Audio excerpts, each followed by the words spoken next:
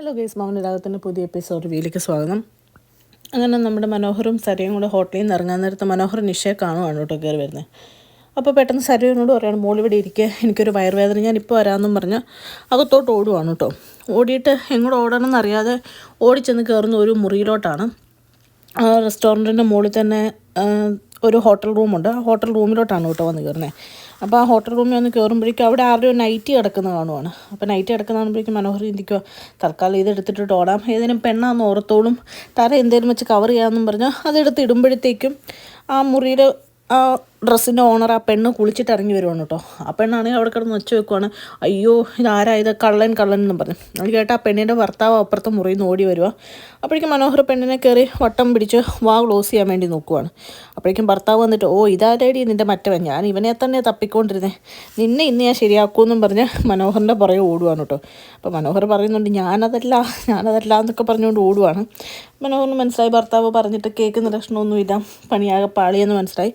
മനോഹർ താഴോട്ട് ഓടി ഒരു സ്റ്റെപ്പിൻ്റെ അടിയിൽ ഒളിച്ചിരിക്കുകയാണ്. ഹസ്ബൻഡ് മനോഹറിനെ തപ്പി പുറകെ ഓടുന്നുണ്ട്. അത് കഴിയുമ്പോൾ മനോഹർ അവിടെ നിന്ന് പയ്യെ വെള്ളോട്ട് ഇറങ്ങുവാണ്. വെള്ളിറങ്ങി ഒരു സ്കൂട്ടറിൻ്റെ പാർക്ക് ചെയ്തേക്കുന്ന പാർക്കിംഗ് ലോട്ടിൻ്റെ പുറകിലോട്ട് ഒളിച്ച് നിൽക്കാമെന്ന് ഓർത്ത് ഹെൽമെറ്റൊക്കെ എടുത്ത് ഒളിച്ച് നിൽക്കാൻ പോവുകയാണ് കേട്ടോ. അപ്പോൾ നിഷ ഇറങ്ങി പോകുന്നതാണ്.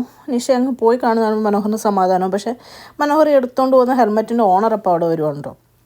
അപ്പോൾ പറയാണ്, ഹെൽമെറ്റ് കള്ളി, ഇതേ ഒരു ഹെൽമെറ്റ് കള്ളി എന്ന് പറയുമ്പോഴേക്കും ഈ ഹസ്ബൻഡും അങ്ങ് വരുവാണ്. ഒരു പെണ്ണല്ലാതെ ഒരാണാ എൻ്റെ ഭാര്യയെ വളച്ചുകൊണ്ട് പോകാൻ വന്നവനാ എന്ന് പറയുവാണ്. അപ്പോൾ ആ പുള്ളിയും പറയാം, എന്നാൽ ഇന്ന് അവനെ പിടിച്ചിട്ട് തന്നെ കാര്യം എന്ന് പറയുമ്പോഴേക്കും മനോഹർ നിഷ പോയി കഴിയുമ്പോൾ പയ്യെ അവിടെ നിന്ന് ഇറങ്ങി വരുവാണ്. എന്നിട്ട് പറയാണ്, ഞാൻ കാശ് കൊടുക്കാനുള്ള ഒരാളെ കണ്ടു, അപ്പോൾ ചെയ്തു പോയതാ, അതായത് എനിക്കിങ്ങനെ ഭാര്യേനെ അറിയത്തില്ല, നിങ്ങളുടെ ഹെൽമെറ്റും എനിക്ക് വേണ്ടാന്ന് പറഞ്ഞ് കൊടുക്കുവാണ്. എങ്കിലും അവർ 4-5 എഴുതി കൊടുക്കുവാണ്. എന്നിട്ട് ലാസ്റ്റ് ഹസ്ബൻഡ് ചോദിക്കുവാണ്, നിൻ്റെ പേരെന്താടാന്ന് ചോദിക്കുമ്പോൾ മനോഹർ ഇങ്ങനെ ആലോചിക്കുവാണ്. സുരേഷ് എന്ന് പറയുമ്പോഴേക്കും പുള്ളി അറിയാം, ഇത് കള്ളപ്പേരല്ലേ, നീ എന്തായാലും അവളുടെ കൂടെ തന്നെ ജീവിച്ചോ, ഇനി നീ ബുദ്ധിമുട്ടുണ്ടാകുന്നൊക്കെ പുള്ളി ദേഷ്യപ്പെട്ട് പറയുവാണ്. കഴിഞ്ഞ് പുള്ളി അവിടുന്ന് പോവാണ്. പിടിയൊക്കെ കൊണ്ട് മനോഹർ ആകെ ക്ഷീണിച്ച് തളർന്ന് നിൽക്കുവാണ്. എന്നിട്ട് വണ്ടിയുടെ അങ്ങോട്ട് പോയിട്ട്, ഇതെനിക്ക് ആവശ്യമായിരുന്നു എന്നിട്ടിങ്ങനെ ചിന്തിക്കുക, ആ പാവം ഭാര്യ എങ്ങനെ ഇത്രയും സംശയിക്കുന്നു, ഭർത്താവിൻ്റെ കൂടെ ജീവിക്കുന്നു ആവോ, സഹായിക്കണം എന്നുണ്ട്, പക്ഷെ ഇപ്പം തന്നെ 2 ഭാര്യമാർ കാണാതെ എങ്ങനെയോ ഞാൻ രക്ഷപ്പെട്ടതാ എന്ന് പറഞ്ഞ് നൈസായിട്ട് വണ്ടിക്കകത്ത് കയറി ഇരിക്കുവാണ് കേട്ടോ. വേദന സഹിക്കാൻ പറ്റുന്നില്ല മനോഹറിന്.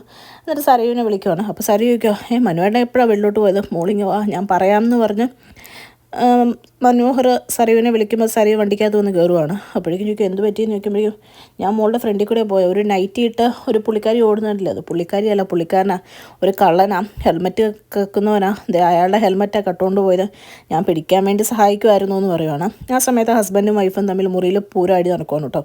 ഹസ്ബൻഡ് പറയുകയാണ്, ഞാൻ നിന്നെ ഇന്നത്തോടെ ഡിവോഴ്സ് ചെയ്യും, നിൻ്റെ വീട്ടിൽ ചെന്ന് ഞാൻ കാര്യങ്ങളൊക്കെ പറയുമെന്ന് പറയുമ്പോൾ വൈഫ് വയ്ക്കുന്നുണ്ട്, നിങ്ങളിതൊക്കെ പ്രശ്നമാക്കാൻ പോവാണെന്ന് ചോദിക്കുമ്പോൾ, അതേടി എനിക്കിതൊക്കെ പ്രശ്നമാണെന്ന് പറഞ്ഞാൽ അവർ തമ്മിൽ അവിടെ കൂട്ടടി നടക്കുവാണ് കേട്ടോ.